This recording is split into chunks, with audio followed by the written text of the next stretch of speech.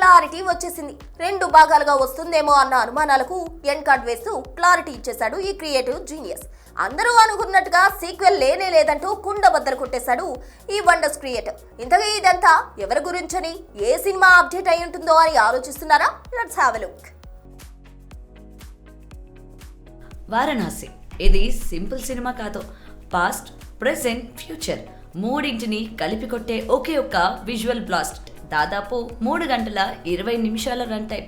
అలా Tollywood హిస్టరీలోనే biggest adventure డ్రామాగా రాబోతున్న ఈ సినిమా 2 పార్ట్స్గా రాబోతున్న మాటలకు ఫుల్ స్టాప్ పెట్టేశారు జక్కన్న. అవును, ఈసారి పార్ట్స్గా కాదు, ఒక్క సినిమాతోనే హిస్టరీ రీరైట్ చేయబోతున్నాడట. చూడాలి ఒక్క సినిమాతోనే ప్రేక్షకులకు ఎలాంటి ఫుల్ ఫీస్ట్ అందిస్తాడో. ఇక అసలు మ్యాటర్ ఏంటంటే, ఈ సినిమాలో super star Mahesh Babu powerful character రుద్రగా కనిపించడమే కాదు, ఒక పురాణ ఘట్టంలో శ్రీరాముడి లుక్ లో కూడా దర్శనమిస్తాడట. కానీ ఇక్కడే అసలు ట్విస్ట్ స్టార్ట్ అవుతోంది. మహేష్ బాబు అంటే గుర్తొచ్చేది అతడి డైలాగ్ డెలివరీ స్టైల్, ముఖ్యంగా ఆ రన్నింగ్. కానీ ఈసారి అదే మారిపోయింది. అవును, స్వయంగా మహేష్ బాబే చెప్పాడు, రాజమౌళి నా రన్నింగ్ టెక్నిక్ మార్చమన్నాడు. దానికి ఏకంగా 6 నెలల ట్రైనింగ్ తీసుకున్నాను అని.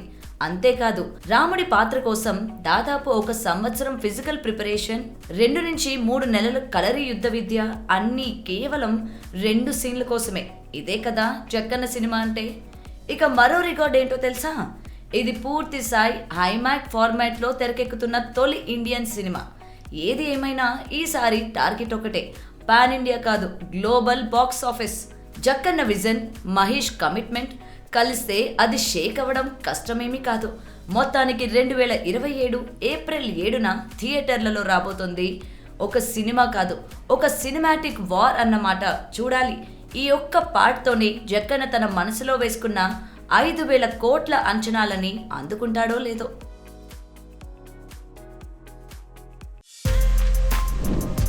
For more videos like this, subscribe Big TV channel.